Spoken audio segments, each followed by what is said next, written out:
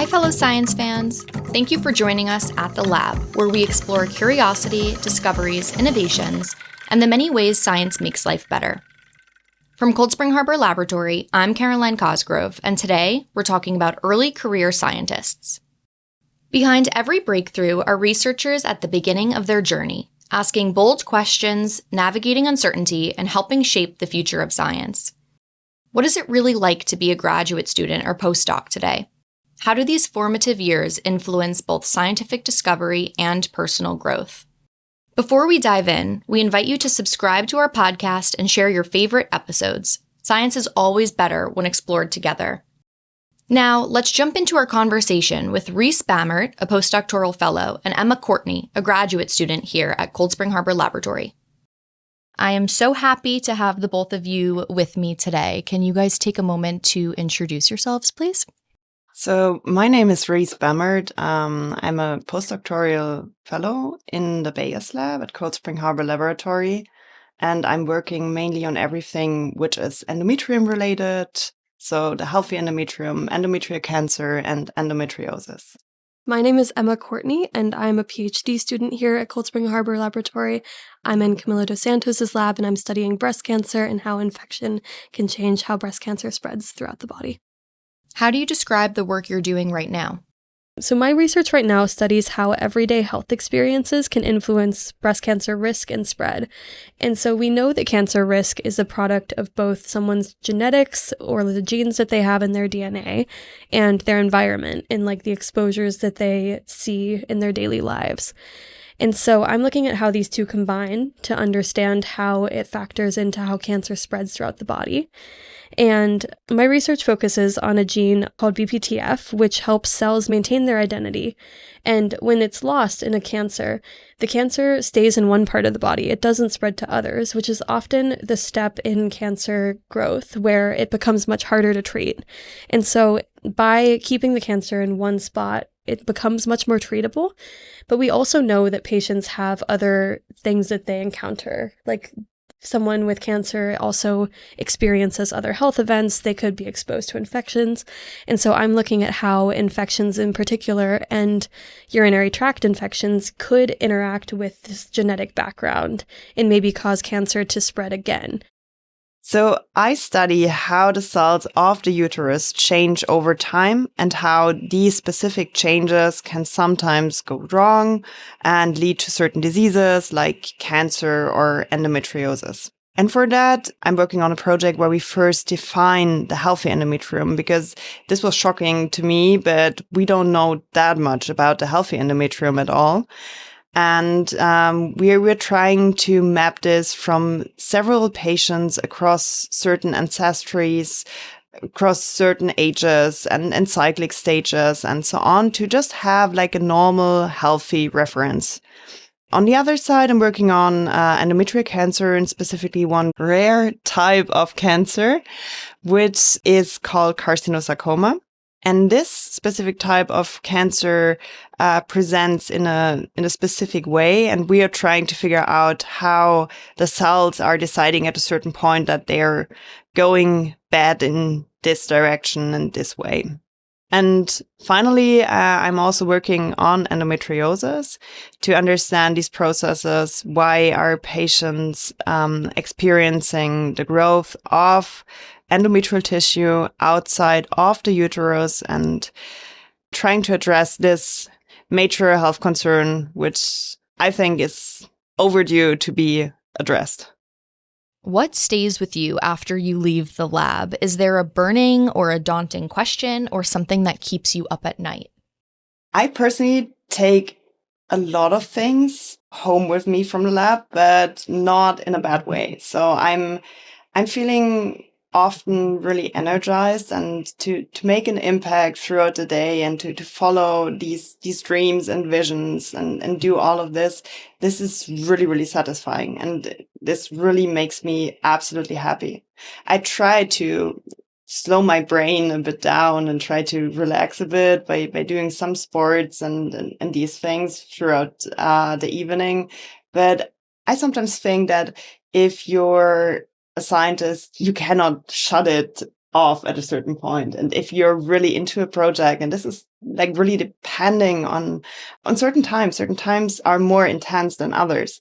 And if you have these intense times, I'm sometimes having the best ideas when I'm showering. For example, I'm washing my hair and then it's like, oh yeah, I need to do this or that for my project now. And Emma, how about you? I am living in Brooklyn, and a lot of times when I go home, the environment that I'm in Brooklyn is just so opposite of the environment here.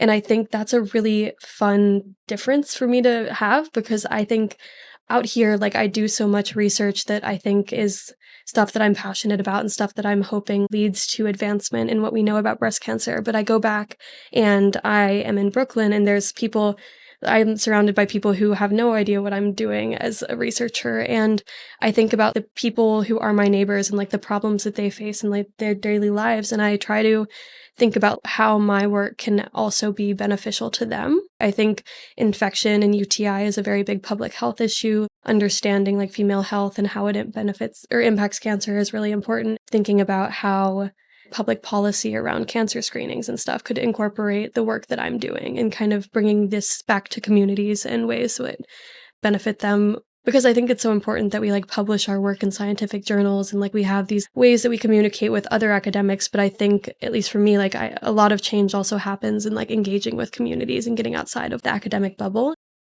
Where did you grow up and what was it like to relocate for your career? So I grew up in Germany, and I also spent most of my academic and scientific career there. And it was really nice, don't get me wrong, but I also felt like I needed to expand a bit and grow in certain personal and scientific ways. And that is why I also chose to go to the US, to Cold Spring Harbor. And it was tough in the beginning because when you're moving away from your family, your friends, you don't know anyone here, then you feel kind of lonely and you're questioning your life choices in a certain way. I have maybe a funny story because I could not turn on the shower in the beginning. So it took me 20 minutes and many attempts with ChatGPT to figure out how this works. And yeah, that was tough in the beginning. But yeah, I managed to get through this, and this also helped me and made me grow a bit as a person outside of the lab to overcome these challenges and to shower properly. I also think that since I also moved from an industry position to an academic position again, it's more different than it was. And it's exciting, and I haven't regretted that I did it, and I'm happy to be here. When you say moving from an industry position, can you give an example as to what an industry position is, in case anyone listening isn't sure what you mean by that? So I did an industrial PhD, which is not always a common form, but is a certain way you can do your PhD in Germany. That means I worked for a pharma company and did there all my lab work, but was also assigned to university to graduate and to develop with certain courses and certain programs. And I was assigned there to a graduate school. But my main work was located in industry, and I also supported certain company portfolio projects and learned a lot about how to bring if you have a scientific idea and if you think of your target, how to bring this from bench to bedside to make research translatable. And Emma, how about you? Yes. So I grew up in Cincinnati, Ohio, and I lived there until I went to college. And I then did my undergraduate in San Francisco at a school called Minerva University. And so that was a big move at first. When I just turned 18 and I moved, my parents dropped me off in downtown San Francisco, and they were a bit scared of that because it was very different from Cincinnati and kind of like the semi like suburban life that I was living up until that time. And Minerva was unique because you moved to a different country every semester. So I actually got used to moving a lot and lived in a lot of different places. And so then coming to Cold Spring Harbor was a bit different because I really like settled down in a way that I hadn't been able to throughout undergrad when you're like up and moving all the time. And I felt like Cold Spring Harbor was like a really fun balance between being out on Long Island where you have the beautiful nature of the beaches here and the campus is stunning, like it's right on the North Shore and I can look out my window every day and see the harbor, and that's like very calming sometimes when you're having a frustrating moment in the lab, but you're also so close to New York City. And so I have a lot of friends from undergrad that came to New York as well. And so that was nice to kind of have a community. But it's also, Cold Spring Harbor is such a great place to meet people that I feel like even though I came here and knew nobody on campus, that it was quite easy to like find people that I could talk to about like science and also other things and just meet people that I really connected with. A lot of times in science, you do have to move around a lot, but I really enjoy the opportunity to live in different places and like connect with people both in and out of the labs that I'm working in and just kind of expand my horizons as a person as well.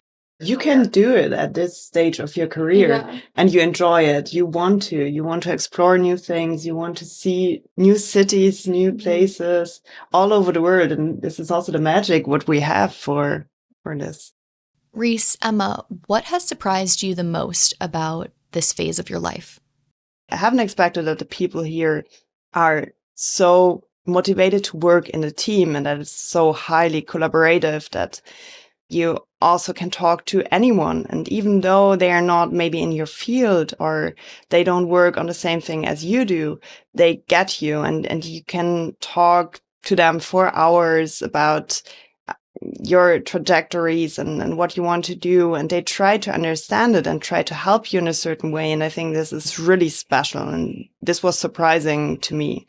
I also feel like how supportive Cold Spring Harbor is of people who do research there. I think when I was first beginning my PhD and I had talked to people who were like finishing and graduating and people who had done PhDs, everyone kind of talks about it with love as like a very hard time that they've gone through. And I think it's fair because you dedicate multiple years to answering a research question. There's a lot of ups and downs, like there's always challenges that come with it. But I think as I've kind of integrated into campus and found, my research mentor and my academic mentor and found friends on campus and really met so many people that I feel like I can go to when I have questions and go to when I just need to have a conversation about like either the work that I'm doing or something outside of my work. And I think that's been really special and something that I couldn't have expected at all from coming here. Just because you never really know until you're at a place like what the real vibe is of the campus. And I think it's been really awesome to be at a place where I've been really pleasantly surprised by the culture. And maybe we should add on, it's not only beautiful, but also scientifically. You have so many different core facilities which provide you with excellent support in what you're doing. And all of them are the stuff there is great. And the people who are taking care of these things, this is one of a kind.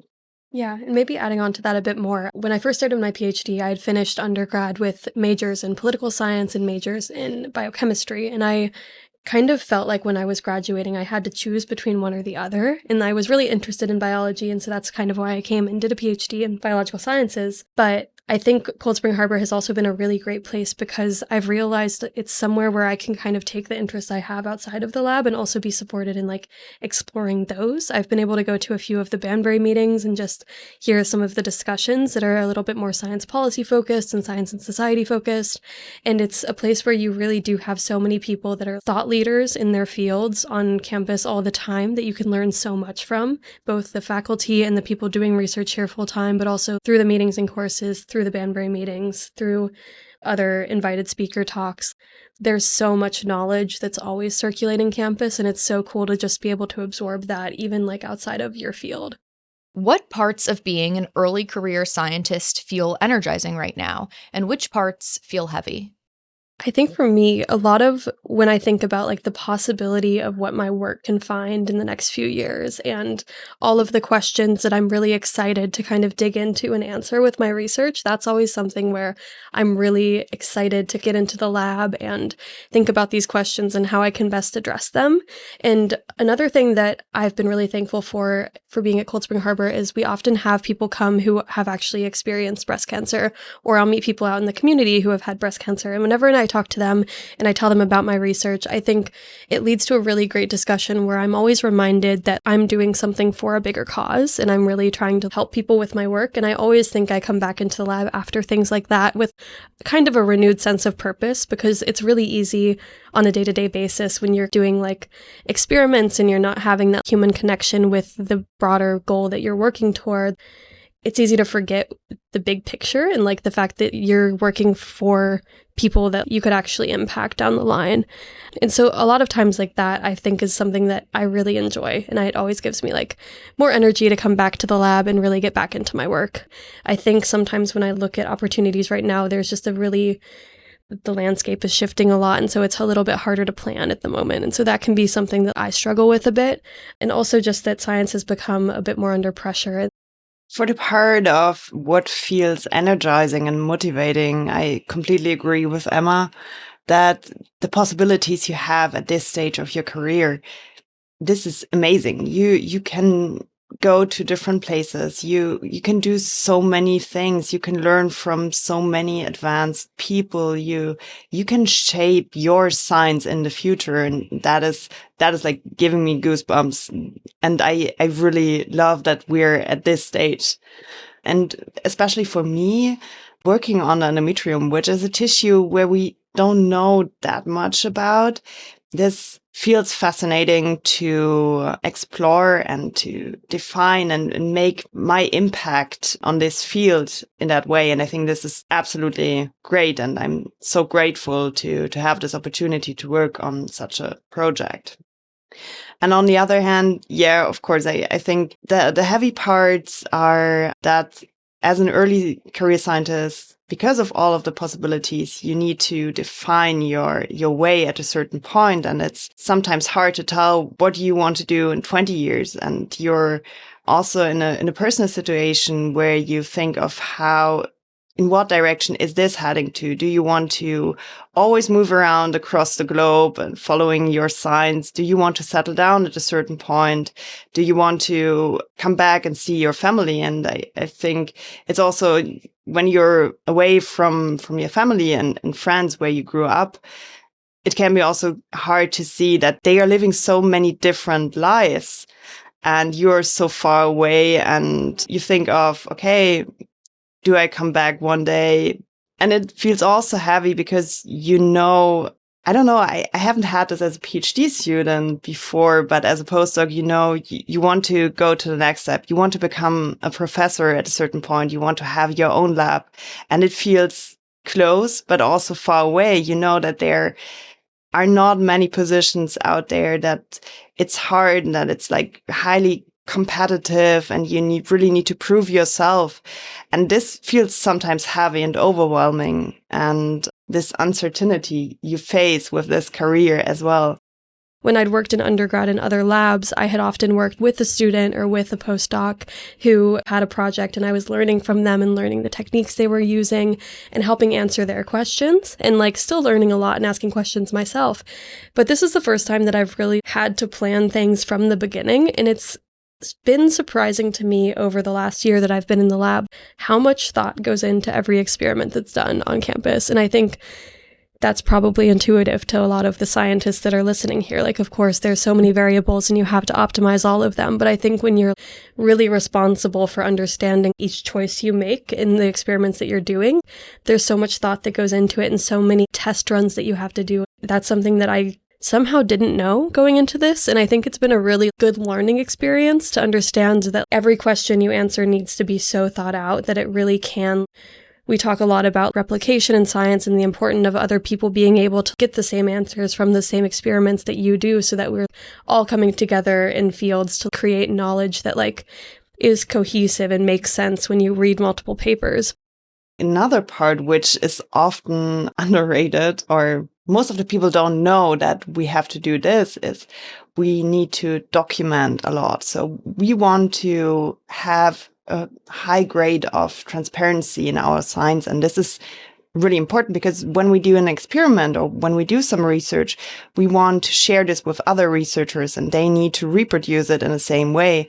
And if you think of how to write a detailed protocol, and even though it might be such a simple procedure, whatever, it's so hard to thoroughly write this, to really pay attention to all of the details and to think of what other people, when they read it, that they know exactly what they need to do there.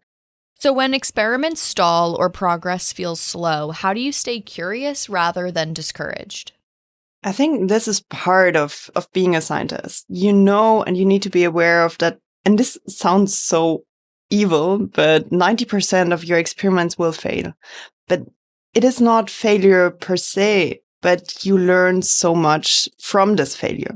You learn certain ways how things will not work out. And I think this is something what I learned during my PhD already, is that you have to become a bit more resilient. I got one advice from a scientist one day, and I'm following this throughout my career ever since this happened. He told me that I always have to have a small fun experiment, like an experiment where I think, oh, this is something which I'm really interested in. This is my curiosity and it should not take too much time, whatever, but something you really want to do, whether it's learning a small new method or something you're just interested about. And ever since I started doing this helped me a lot to stay curious and also to not pressure too much on certain things. So I usually have weekly meetings with my advisor, and a few weeks ago I went in because I had done a relatively simple experiment that we do pretty frequently. It's a very simple, you just mix a few things and you put it in a machine, and I had pressed a wrong button on the machine for the first time. And so it just completely didn't work, and the data looked so horrible. And there was no interpreting it. I just had to redo it. And I went into that meeting and I said, so, I do not have good results for you, but I've really learned a lesson.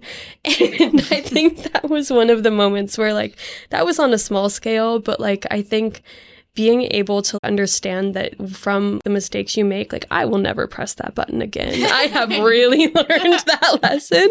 And sometimes you unfortunately have to make mistakes and learn the hard way. And I think that's something that is so central to science, is you will mess up, but you will learn. And sometimes you will press a wrong button and that's kind of your fault and you could do better and that's okay. But also sometimes things just don't work and you don't really understand why. And then there's a lot of troubleshooting there. The other thing that I've really learned to do when I'm having a maybe harder experimental time and things aren't really working as much as I'd like them to is just going to people in my lab and talking to them, because especially people who are further along in their PhDs or postdocs, all of them have gone through this and all of them understand how tough it is, but also know that you will over time learn so much and get so much better at what you're doing. I think everyone's always learning all the time, but you also definitely, everyone goes through periods where they feel like nothing's working and you just don't know how you're going to get out of that rut. Being able to go to other people and talk about that feeling is really important. And everyone who works there can relate to this kind of failure and what you're going through, because this happens so often. That's so funny. And it's important to have a good team around. Yeah, that's true. Yeah. Totally forgot about this.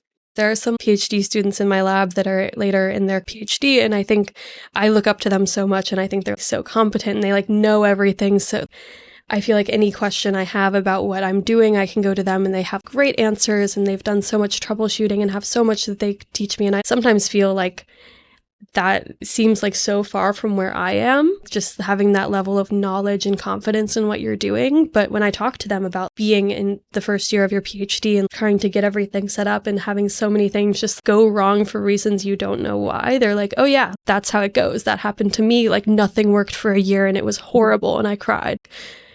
I mean, it sucks that that's how it happens to people, but it also, like, you come out of that. I think someday I hope that there is like another first year in my lab that I can help. In my first year, I did a really, really important experiment with my supervisor. This was the only time we worked together. So he was really standing next to me and we did everything for 2 days. And on the second day, I spilled the samples. And that was like the worst thing what could happen. And you cannot control everything. That's something But you learn. You learn the hard way. Yeah, absolutely. Absolutely. What does doing good science mean to you right now? So I think, in my opinion, it's to produce some findings people can use and progress to cure certain diseases and help to understand these diseases. And I think the most important thing is to be as transparent as possible, to share your work and to think more of it as a team effort, as on the individual things you're having in your mind. Because it could be that you're just one piece of the puzzle and you need to make it as understandable for other scientists what you're doing and trying to encourage them to use your findings, your data.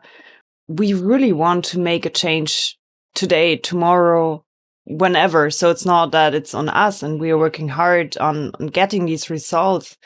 But in the end, it takes time. And when you think of cancer as an example, also until cancer develops, this takes time. This is not that you be a really healthy individual today and tomorrow you are full with cancer. And to understand these processes, this also takes time to investigate in these things and to see how this shapes and how this forms. I think that's a really important thing to talk about when we're talking about research funding and the importance of not just funding research that we know will lead directly to a cure or is very close to it, but also research that's maybe a little bit higher risk and seems a little bit more unconventional. Because a lot of times when we look at maybe more unconventional organisms or the outliers of biology, it's really interesting to learn what we can understand from that. One of the more recent discoveries that's really revolutionized medicine and the way that we treat individuals with chronic diseases is the widespread availability now of Ozempic and other weight loss drugs that target GLP-1s. And that research was discovered because of scientists who were studying a lizard with poisonous venom. And it was a specific hormone that was in that venom that was metabolized very slowly. And so that kind of provided the scientific basis for understanding how we could control metabolism using like drugs, right? A lot of times when science sounds kind of unconventional or you're looking at like these edge cases of what exists out there, like you're really able to learn things, but it's only when you are open-minded and curious and think about the possibilities. And not all of it works, so it is a little bit higher risk, but it's also where like you can find really interesting discoveries. And I think alongside that, there are diseases where we are further from cures, and that doesn't mean that we should not put funding toward them just because it's less understood. I think that's often an argument for funding more of it. We should be understanding as many conditions as possible so that we can improve the lives of as many people as possible. If you could talk to your younger self at the very start of this path, what's one piece of career advice you would offer, and what's one personal piece of advice you would offer? So I think you cannot separate my type of advice, which I would give to my younger self, into only a career or personal piece. I think it's for both. It applies to the life outside of the lab and also inside.